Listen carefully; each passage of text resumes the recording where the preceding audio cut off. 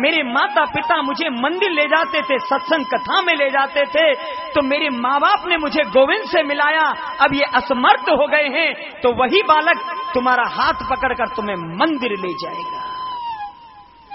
अब जैसा बीज बोओगे वैसा ही फल होगा, तुम्हारे बुढ़ापे में सहयोग करेगा। सुंदर संस्कार डालोगे तभी तो जीवन सुंदर बनेगा। कहने का तात्पर्य, माता पिता का धर्म होता है बेटा को सुंदर शिक्षा दे। आज तो हॉस्टलों में डालते हैं, देखते नहीं बच्चों का क्या जीवन है, बिगड़े जाते हैं। बच्चों को मां जैसा प्यार नहीं देते, नौकर खिलाते हैं। अब नौकर खिला रहे हैं तो संस्कार भी नौकर जैसे ही पड़ेंगे। फिर रोते हैं बच्चे, सेवा नहीं करते। माता पिता का भी धर्म बनता है। मैंने इसका भी जनेऊ संस्कार नहीं कराया, गुरु दीक्षा नहीं दिलाई। नामकरण तो सीधा सी बात है, तोते जैसी नाक थी, संस्कृत में तोते को सुख कहते हैं, तो सुख जैसी नाक होने के कारण नाम रखा सुखदेव। एक और भी भाव मिलता है। वेद व्यास जी ने कहा, देवी ये बालक आपके गर्भ में 12 वर्ष रहा, आपको पीड़ा हुई होगी, आपको दुख मिला होगा, इसका नाम क्या रखे? दुखदेव रखे। मां ने चरण पकड़ लिए, स्वामी जब से ये बालक मेरे गर्भ में आया है मुझे सुख मिला। जब से ये बालक मेरे गर्भ में आया है मुझे गोविंद की लीलाएं दिखती हैं। प्रभु के प्यारे संत मेरे पास आते हैं, मुझे सत्संग सुनाते हैं, गोविंद के चरणों में प्रीति हो गई मुझे। तो इस पुत्र को पाने से मुझे सुख मिला, इसलिए मैं इसका नाम सुखों का देव सुखदेव रखूंगी।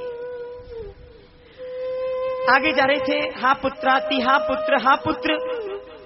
एक सरोवर था, कुछ युवतियां स्नान कर रही थी।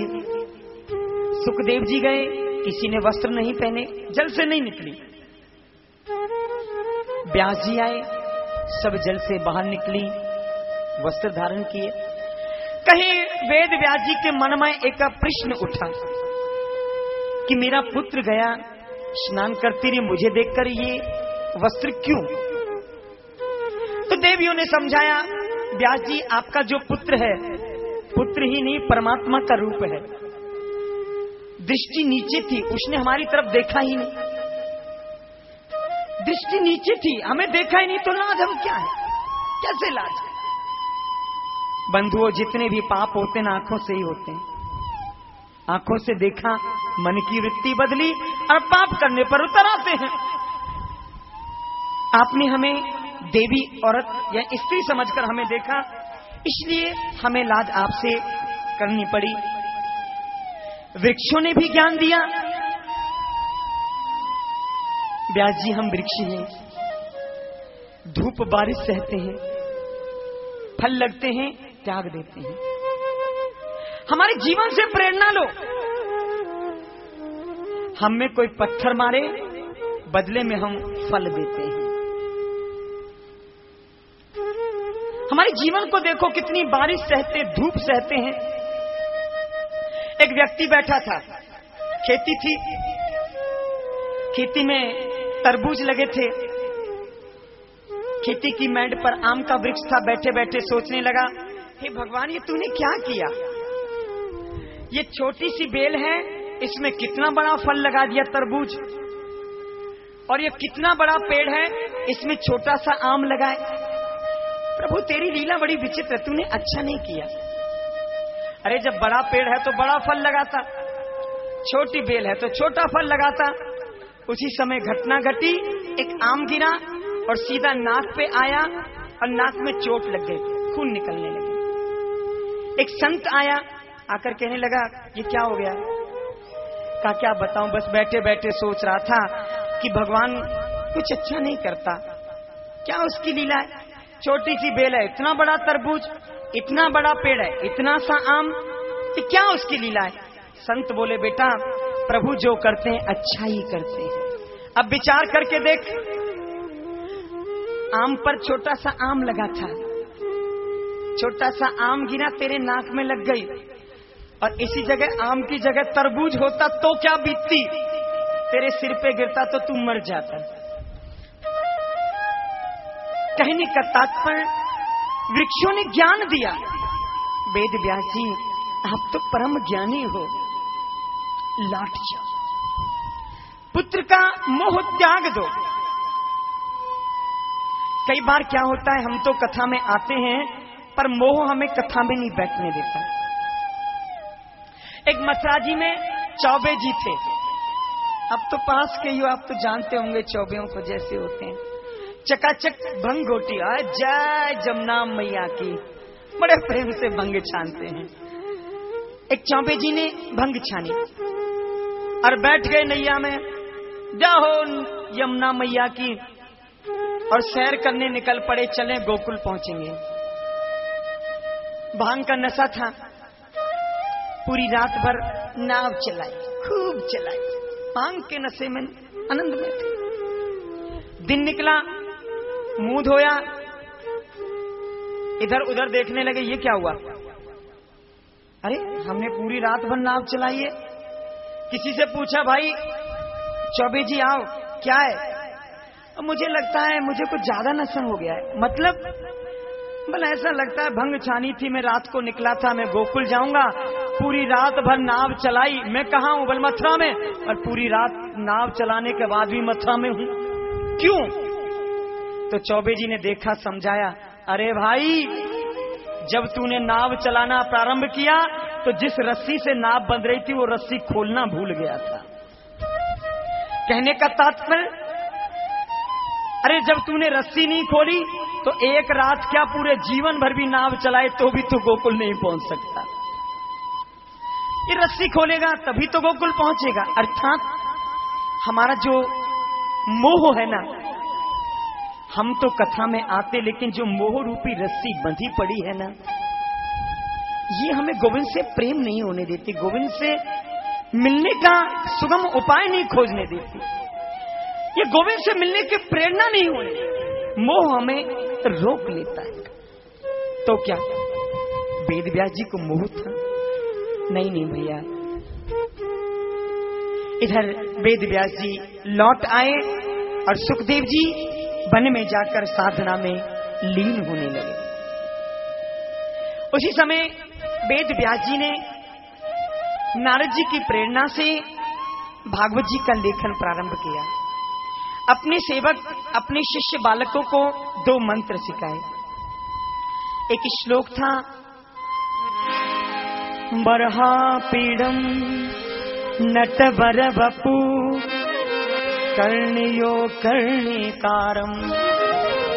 इसमें मेरे गोविंद के श्रृंगार का वर्णन। दूसरा श्लोक, अहो वकियम स्तन काल कूटम, मेरे कन्हैया की दयालुता। इन दोनों श्लोकों का गायन करते करते बालक बन में गए। श्लोक जो शोक को हर ले वही तो श्लोक है। बालक जब गायन करते करते वन में जा रहे थे, सुखदेव जी साधना में लीन थे। जैसे ही गोविंद की श्रृंगार का श्लोक गायन किया, बरहा पीड़म नटवर वपु कर्णयो कर्णिकारम विभ्रदवास कनक कपिशम वैजयंती च मालम रंध्राण वेणो रधन सुधियान पूर्यन गोप वृंदई बरहा पीड़म नटवर वपु। मेरे कृष्ण श्री यमुना किनारे खड़े हैं। नटवर है मेरे गोविंद का एक नाम, नट जैसा भेष बनाए। बरहा पीड़म नटवर वपु, नटवर भेषधारी। वंशी विभूषित करान्नव नीरदाभात पीतांबर गरुड़ बिंब फलाधरोष्ठात पूर्णेन्दु सुंदर मुखादर बिंदु नेत्रात कृष्णात् परम किमपि तत्त्वमहं रेजा। मेरे कन्हैया के कानों में मकराकृत कुंडल धारण किया, मस्तक पर मोर मुकुट धारण किया है, हाथ में मुरली है, लाल श्रृंगार पहने हैं। हमारे गोविंद स्वामी जी ने बड़ा सुंदर एक पद लेखन किया है। लाली मेरे लाल की जित देखूं तित लाल, लाल ही देखन में चली तो मैं हूँ हो गई लाल। हे लाल के लाल ही लोचन, लाल ही के मुख लाल ही बीरा, लाल बनी कट का चीनी लाल की, लाल के शीश मुके सोही चीरा। लाल ही बागो ये सोहती सुंदर, लाल खड़े यमुना जी के तीरा। गोविंद प्रभु की शोभा जो निरखूं, लाल के कंठ विराजत हीरा, हो लाल के कंठ विराजत हीरा। लाल ही देखन मैं चली मैं हो गई। आज मेरे कन्हैया ने लाल रंग का श्रृंगार धारण किया है। नटवर वपु कर्णियो कर्णिकारम, जैसे मेरे गोपाल की श्रृंगार रस का वर्णन किया, सुखदेव जी के हृदय के अंदर मेरे कृष्ण प्रकट हो गए। बंधुओं, आप 7 दिन नियम से कथा श्रवण करके देखना। ये मत सोचना कि सुखदेव जी के हृदय के अंदर ही कन्हैया प्रकट हुए, हमारे हृदय के अंदर भी कन्हैया प्रकट हो जाएगा। सच मानना, 7 दिन नियम से कथा सुन के देखो, प्रत्यक्ष रूप में नहीं तो एक ना एक दिन सपने में तो मेरा कन्हैया तेरे से मिलने के लिए आ ही जाएगा। भागवत जी दावा करते, भाई बहन, यदि सपने में भी मेरा कन्हैया तुझसे मिल जाए ना, तो समझ लेना आज से हम कन्हैया के और कन्हैया हमारे हो गए। दूसरे श्लोक में दयालुता वर्णन की, अहो वक्यम स्तन काल। बंधो, मेरे कन्हैया कितने दयालु हैं देखो। पूतना जैसी राक्षसी मेरे कन्हैया को मारने के लिए आई, मेरे कन्हैया ने मारा ही नहीं, मारने के साथ उसे तान भी दिया। अब विचार करो कन्हैया कितने दयालु हैं।